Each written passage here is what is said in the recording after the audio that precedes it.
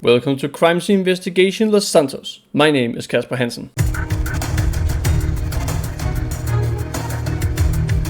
In recent times, police brutality has been a hot topic on the streets of Los Santos following the legalized marijuana protests, where the police department and the National Guard deployed tear gas and carried heavy weapons in order to control the crowd. Many believe that police brutality is widespread, and so tonight we investigate if the people of Los Santos are victim to police brutality and what the police does to prevent it from happening. But first, I took it to the streets to talk to the common man of Los Santos to hear if they had witnessed police brutality themselves. Yeah, so I personally have not been treated badly by the police, but I have friends who have, and I've witnessed them get wrongly accused and mistreated by the LSPD. They acted disrespectful for me, and I got directly to jail. There was no card, nothing. They told me that I have everything on videotape, but they did not show me the videotape, so I don't trust them. Well, in many cases actually, it's not just one, but mainly in the city, when police are bored and don't have absolutely anything to do, they start terrorizing people. You know, normal citizens of Los Santos. This is like outrageous. They keep stopping people for like speeding, but it's not actually speeding. I have checked. I had a friend also who got jailed for reckless driving, but it turns out it wasn't his fault when I checked my body cam footage. So police brutality is very widespread, and they abuse their power all the time. The people that I spoke to felt abused by the police. I brought forth the accusations to the Los Santos Police Department, who had the following to say on the matter.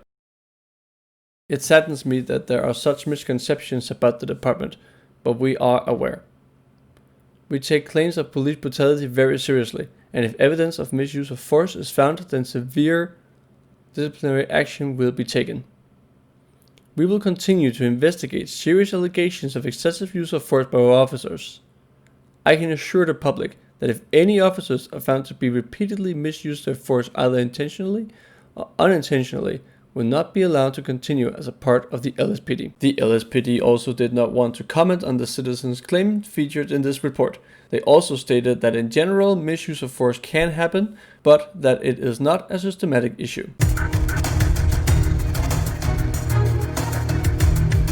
I am now going to give you 3 easy tips so you may minimize your chance of facing excessive amount of force. Tip number 1. Be compliant. It is important always to be compliant with the law enforcement officer and follow his or her commands. They too are people behind their badge and will be more likely to be polite if you are being polite towards them. Tip number 2. Record. It is fully legal to be recording your encounter with the police as long as it does not disturb their work. In the case that you are a bystander and is asked to step away, it is important that you are always being compliant and give the police the space required to do their job. And tip number 3, identification. Upon request, a law enforcement officer can ask for your ID at any time and for any reason. You can then request to get the law enforcement officer's badge number. They don't have to show you their badge or tell you their name, but they must, upon request, give you their badge number. Failure to do so is a severe breach of protocol. I will now show you how to file an internal affairs report in the case that you were a victim to police brutality or feel that an officer's demeanor was out of place. Remember, making a false IA report is a criminal act. Start by going to the government official website